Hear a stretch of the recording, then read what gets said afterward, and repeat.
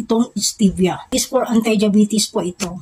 Lahat yung may diabetes, ingat-ingat na po tayo. Alam po natin na mahal yung gamot tsaka doktor. So, agapan na po natin. So, kami kasi mga kasasi is lahi namin na may diabetes. Pero ako, wala akong diabetes. So, nag-iingat lang ako. Ito yung gamit ko kapag magkakape ako. Equivalent ng isang sachet is 2 tablespoon.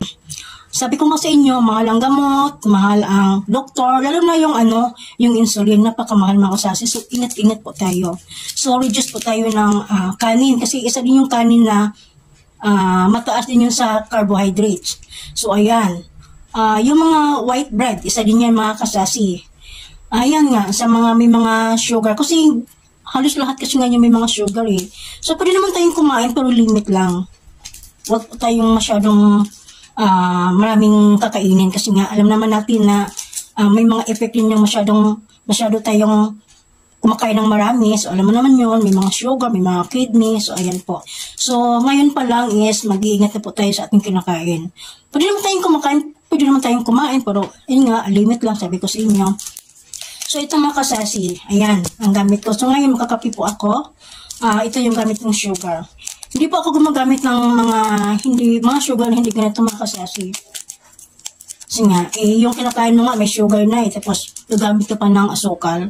Tapos yung asukal hindi ganito, mas lalong dumagdag yung sugar doon sa loob ng katawan mo. Kakapi ako mga kasasi. So yung mga kasasi, naglaan ako ng kape, nagtitimpla ako ng kape, nabubulol na ako. Kape ka lang, nabubulol na ako. So ayan po mga kasasi, so maglagay na ako ng sugar. So ayan.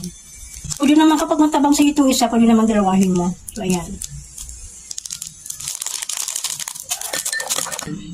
Natin. Ang sarap. So yung mga kasasi, meron din ibang klase na for anti-diabetes, itong Splenda. Splenda equal, tsaka itong stevia is pare-pareho lang po yon. So ayan. Kaya mga kasasi, sa ngayon pa lang, mga kasasi, mag-iingat na po tayo. Kasi nga sabi ko sa inyo is, mahal ang gamot, mahal ang doktor, lalo na yung insulin mga kasasi. So kasi, yung nanay ko kasi nag-i-insulin yun, nung buhay pa siya. Kaya nga, need kong mag-ingat sa sarili. So, inaisipan kong gumamit nitong for anti-diabetes mga kasasis na asukal. So, ayan. Sabi ko sa inyo is, number 1 is kanin. So, mag-reduce na po tayo ng kanin. Bread, white bread mga kasasi. Mas maganda siguro kumain kayo ng wet bread. For yun mga kasasi, no cholesterol, no sugar. So, ayan, maganda po yan. Yung wet. No. Baka may magbabash naman sa